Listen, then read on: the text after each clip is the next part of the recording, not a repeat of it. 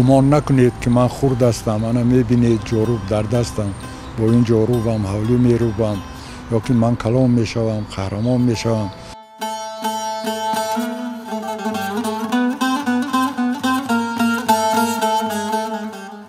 бо чунин орзу чанд насли мардуми тоҷикистони шӯравӣ ба воя расидаанд. ин шеър ҳанӯз ҳам дар ёди онҳост. муаллифи он мирсаид миршакар, адиби маъруфи тоҷик аст.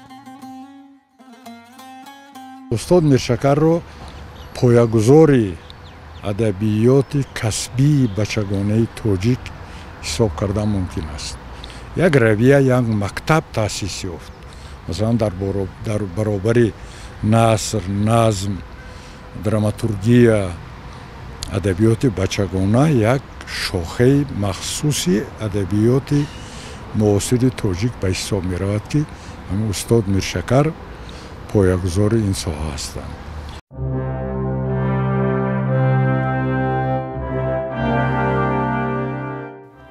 корномаи мирсаид миршакар дар солҳои 30-уми қарни 20 аз рӯзноманигорӣ сар шудааст.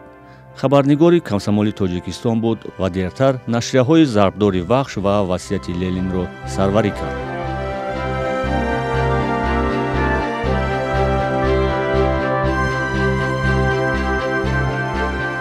вақте ки сохтмони вахш шурӯъ шуд, он кас ҳамчун муҳаррири рӯзномаи зарбдори вахш рафтанд ва шеърам менавиштанд андак.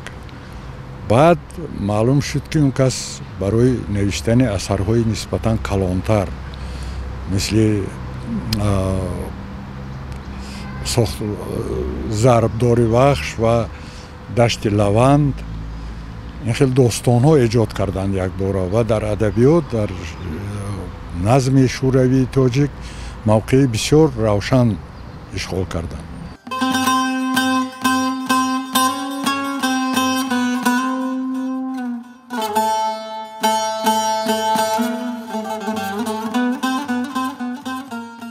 достонҳои маъруфи қишлоқи тиллоӣ, Лелин дар Помир, Панҷи ноором миршакарро дар Иттиҳоди шӯравӣ машҳур карданд.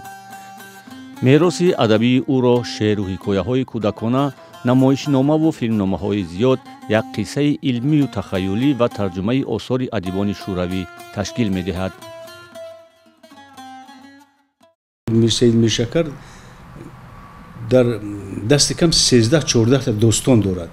13-14 достон дорад ва ин достонҳо интур достонҳои силсилавӣ ҳастанд. инҳо якеаш давоми ҳамдигар аст. агар мо фикр кунем ки инҳо ҷудо ҳастанд, не. инҳо масалан достони байроқи зафар дар бораи вахш суҳбат мекунад, дар бораи қаҳрамонию корнамоии мардумо дар вахш. баъдан меоем дар бораи достони масалан Ленин дар Помир, ки яъне идеяҳои наве ки барои мардум мо лозим буданд. баъдан меоем қишлоқи тиллоӣ, яъне ки заҳмати мардуми мо дар гузашта ва расиданаш ба ободони.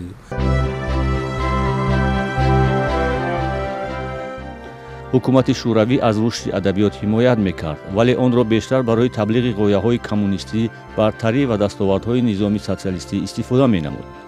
он адабиётро силоҳи идеологии худ медонист ва ҳизбӣ буданашро талаб мекард. адибоне ки дар ин самт талоши бештар нишон медоданд, имтиёзи бештар мегирифтанд.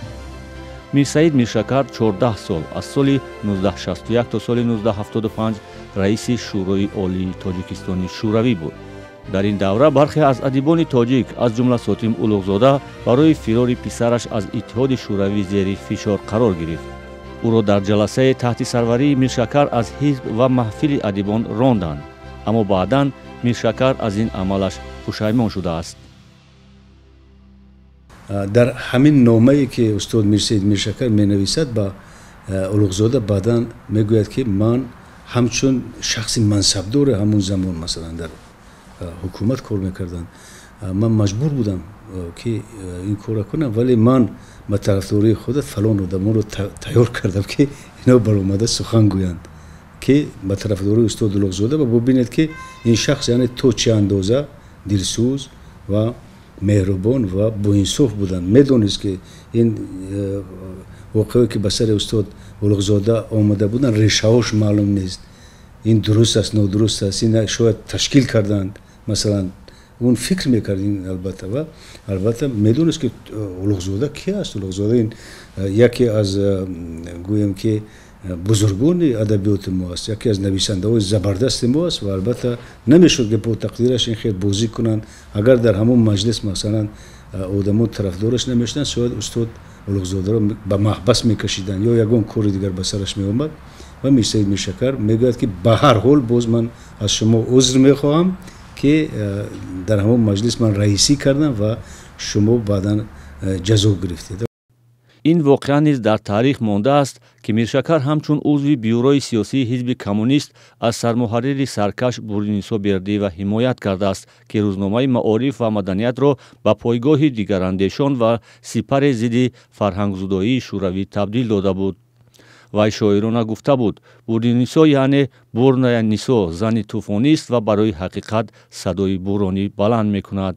هرچند میرشکر سرگذشت خود را از حزب کمونیست و تاریخ کشورش جدا نمیدانست و مجبور بود دستورهای حزبی را عملی نماید سالهای آخر عمرش بیشتر به فرهنگ شرق رو آورد درباره هندوستان نوشت و ایجادات محمد اقبال را به خوانندگان تاجیک معرفی نمود اشعاری را که نه تنها به ادبیات بلکه عقیده ها در تاجیکستان تأثیری جدی گذاشت. استاد اولین کسی بودند که محمد اقبال را به تاجیکستان آوردند اول نمونه های اشعارش را در صدای شرق چاپ کردند بعد مجموعه اشعار اقبال را نشر کردند و شعر خودشان هم دیگر شد. بعد آشنایی با اقبال با ایجادیات اقبال شعر استاد میرشکر آهنگ فلسفی بیشتر کسب کرد فلسفی اجتماعی.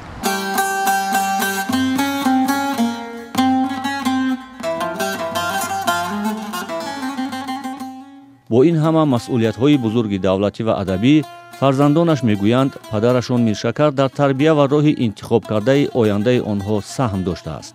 هرچند میگویند بیشتر وقت زیر تربیت مادر بودند.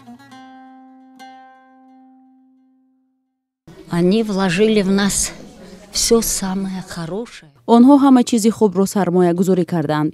توجه، دانش، خیرخواهی به آدمان، مسئولیت، انتظام. ما کوشش میکنیم این کارهای تربیوی آنها را عملی کنیم. Так сказать, их воспитательную работу. ما از رفتار و کردارشون معاملشون به مادرمون معاملشون به ما من همین یاد گرفتیم.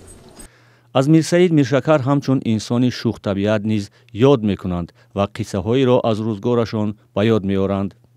استاد محمد علی شاه حیدرشاه نقل کردند گفتن که ما یک شعر نوشتم در باره سگچه بعد همین شعر گرفتم گفتم در چوب کنم و پیش از اون که چوب کنم با پیش استاد میرسید میرشکر بردم خانه شون های گفت در اومدیم اون کس به ما چای آوردن ضیافت دادند و بعد گفت چی گپ است گفتم من استاد شعر آوردم های شما چای خورید من شعرتون رو میبینم گفت که خیلی شعر خوندند و خیلی ما چای خوردیم بعد خندیدند من گفتم که استاد معقول شد لیکن بسیار کار بد کرده میگه اوکی شما نوشته که سگچه در شهر راهش گم کرده است این تو هستی که مست میشوی رات گم میکنی سگ گم وقت راهش گم نمیکند نه دیگر خیلی کنی.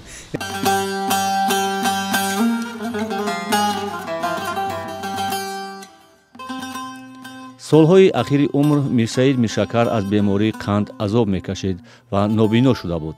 به قول نزدیکان در همین حالت هم کمک مالی چندین نفر را رد کرد.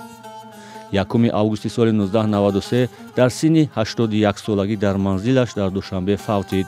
میرشکر را در پهلوی بزرگان فرهنگ و ادبیات تاجیک در آرامگاه لوچاب در حال به خاک سپردند که کشورش ناآرام بود و همان آرزوی قشلاق طلایی را میکرد.